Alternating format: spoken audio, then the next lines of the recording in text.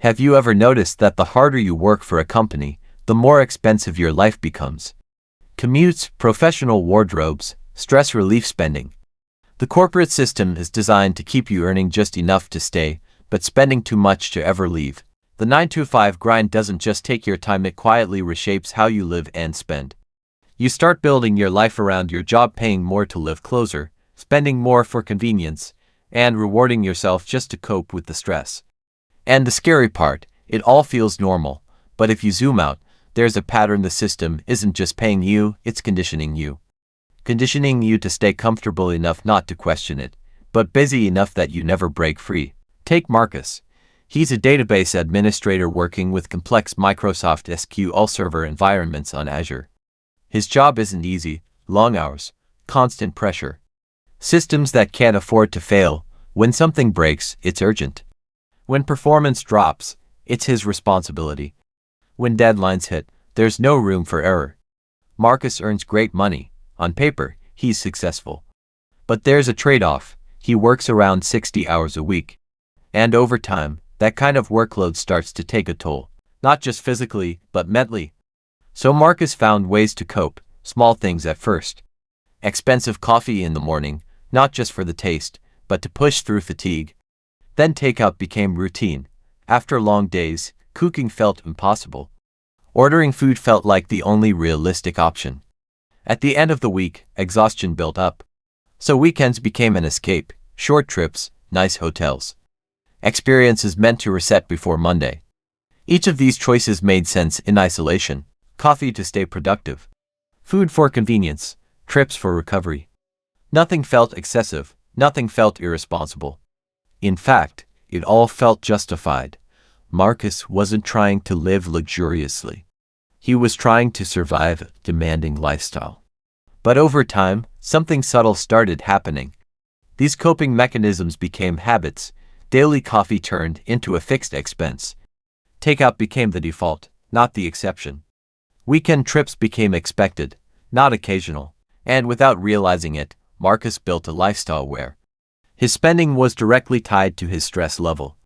The harder he worked, the more he spent to cope. And that's where the real story begins. Marcus doesn't feel like he's living a luxury lifestyle. He's not buying yachts, he's not chasing status symbols.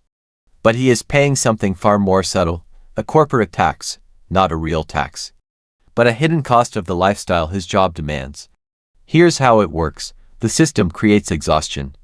Long hours, mental fatigue, constant pressure to perform.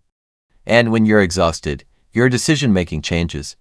You don't look for the cheapest option, you look for the easiest one. That's where modern marketing steps in. Convenience is sold as the solution. Too tired to cook, gives order food. Low on energy, gives buy premium coffee. Burnout, gives book a quick getaway. Each solution feels helpful, even necessary. But every one of those solutions comes with a price, and over time, those prices add up. Not as luxury spending, but as coping spending. Marcus isn't spending to impress anyone.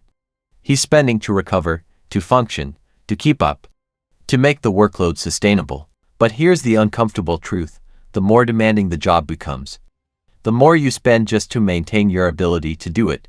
It becomes a loop. Work harder gives feel exhausted, gives spend to cope, gives need the job to support the spending. And slowly, something strange happens. A portion of your salary starts flowing right back into the system that created the stress in the first place. You're earning more, but also spending more just to sustain the ability to earn. That's the corporate tax. Invisible, justified, and incredibly easy to ignore. Until you realize you're not just working for your income. You're partially working to fund the lifestyle required to survive your job. What Marcus is experiencing has a name. It's called ego depletion. Think of your willpower like a battery. Every decision you make during the day drains it. And Marcus's job, it's decision heavy. Complex systems, critical thinking, constant problem solving. All day long, he's making high-level technical choices. Fix this issue, optimize that system, respond to that alert. Each decision takes mental energy. And by the time 5 p.m. arrives, that battery is nearly empty. Now here's where it gets interesting. Willpower isn't just used for work, it's also used for self-control. resisting unhealthy food, avoiding unnecessary spending, making thoughtful financial choices. But when your mental energy is depleted, your brain shifts into a different mode. It stops optimizing for long-term outcomes and starts prioritizing immediate relief. So when Marcus finished a long day, his brain isn't thinking, "Let's cook a healthy, cost-effective meal." It's thinking, "I need something easy, now." So he orders takeout, not because he lacks discipline, but because his brain literally doesn't have the energy to resist. The same thing happens with coffee, with online purchases, with weekend spending. After a week of heavy mental load, his brain craves a reward. Something quick, something easy, something that feels good immediately. And that's exactly what spending provides. A fast dopamine release, temporary relief. But here's the trap. Those decisions aren't made in a state of clarity. They're made in a state of mental exhaustion. So they prioritize comfort over cost, short-term relief over long-term gain. This is why even highly intelligent, disciplined professionals like Marcus can make poor financial decisions in the evening. Not because they don't understand money, but because at that moment, their brain is simply too tired to choose the better option, and when that pattern repeats daily, it quietly turns fatigue into spending, and spending into a habit. Pause for a second, and think about your day. Not your income, not your goals, just your energy. After work, when you're mentally drained, how many of your spending decisions are actually about convenience, not need? The coffee you didn't really need, the food you ordered because cooking felt impossible, the service you paid for just to avoid one more decision. Now ask yourself honestly, if you had more energy, would you still make the same choices, or would you spend less? Because this isn't just about money, it's about how exhaustion quietly shapes your behavior. And once you see that connection between fatigue and spending, you start to realize something powerful. Some of your biggest expenses aren't about lifestyle. They're about coping with your workload. At some point, Marcus connected the dots. It wasn't just that he was spending a lot, it was when and why he was spending. Almost all of his unnecessary expenses happened at the same time. When he was tired, when he was mentally drained, when his ability to make good decisions was at its lowest. That realization changed his approach completely. Instead of trying to be more disciplined in the moment, he focused on removing the need to decide at all. The first change was simple but powerful. Meal prepping on Sundays, one block of time, one set of decisions. He planned his meals for the week, cooked in advance, and stored everything. So when Monday night came and he was exhausted, there was no debate, no should I cook or order. The decision had already been made. Food was ready. That single change eliminated dozens of small, costly decisions during the week. Next, Marcus made a mindset shift. He stopped trying to buy his way out of burnout. Because that's what he had been doing. Spending money to feel better, spending money to recover, spending money to compensate for exhaustion. Instead, he focused on managing his energy, not just his time. Better sleep, more structured work boundaries where possible. Intentional downtime that didn't always involve spending. Gradually, something interesting happened. His need for convenience spending started to drop. Not because he forced himself to stop, but because he no longer needed it as much. The late-night takeout orders decreased. The impulse purchases slowed down. The expensive quick fixes became less frequent. And when he looked at his finances after a few months, the impact was clear.